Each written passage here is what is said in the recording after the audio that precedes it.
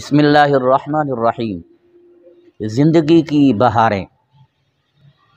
حدیث قدسی ہے، سرور دو عالم صلی اللہ علیہ وسلم نے ارشاد فرمایا، یقول اللہ عز وجل، اللہ پاک ارشاد فرماتا ہے،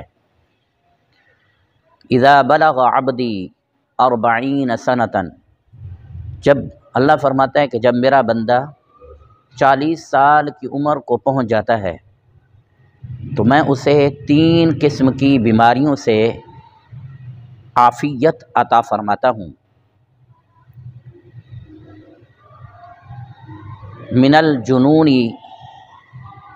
جنون کی بیماری سے۔ جنون کہتے ہیں عقل کا کھو بیٹھنا، دیوانہ پن، پاگل پن۔ اللہ تعالیٰ انسان کو اس بیماری سے محفوظ کر لیتا ہے۔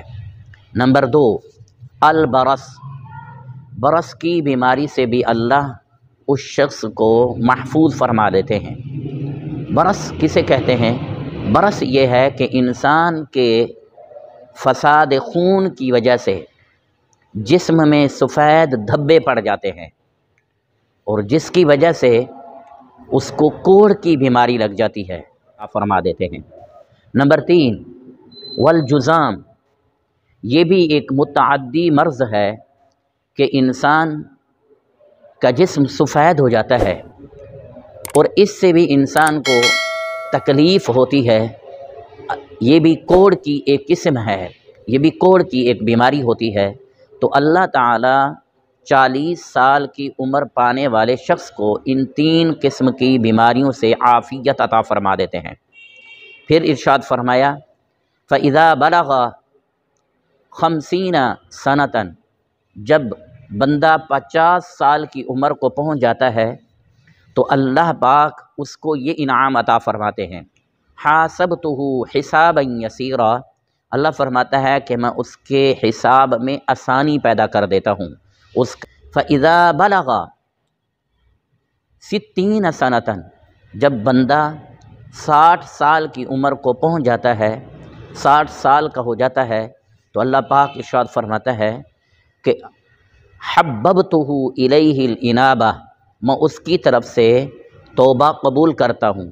جب وہ اللہ سے توبہ کرتا ہے، اللہ تعالیٰ اسے اس انعام سے نوازتے ہیں کہ اللہ اس کی توبہ کو قبول فرما دیتے ہیں۔ فَإِذَا بَلَغَ 70 سَنَةً، جب کوئی بندہ 70 سال کی عمر کو پہنچ جاتا ہے تو اللہ پاک ارشاد فرماتے ہیں کہ احبتہ الملائکہ، تو میرے فرشتے اس سے پیار کرتے ہیں، تو اللہ کے فرشتوں کا بھی وہ محبوب بن جاتا ہے۔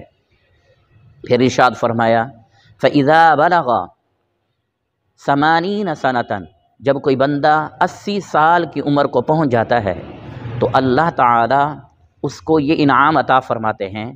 ایک حدیث میں فرمایا، کتبت حسناتہ، میں اس کی نیکیوں کو لکھ دیتا ہوں۔ ایک میں فرمایا کتبت حسناتہ، اس کی نیکیاں لکھ دی جاتی ہیں، ومحت سیئاتہ، اور اس کی برائیاں مٹا دی جاتی ہیں۔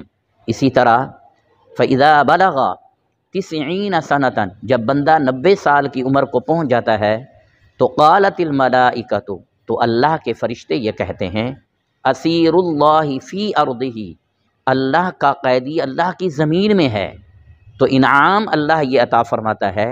حدیث کے الفاظ ہیں، فرمایا کہ فغفر لہ ما تقدم من ذنبہ وما تأخر، اس کے سابقہ گناہ اور آئندہ جو ہونے والے ہوں وہ سب کے سب مٹا دیے جاتے ہیں۔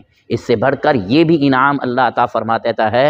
حدیث میں فرمایا، فیشفع فی اہلہ، وہ جب وہ اپنے خاندان کے لیے سفارش کرے گا اللہ تعالیٰ کے حضور، اللہ اس کی سفارش کو بھی قبول فرمائیں گے۔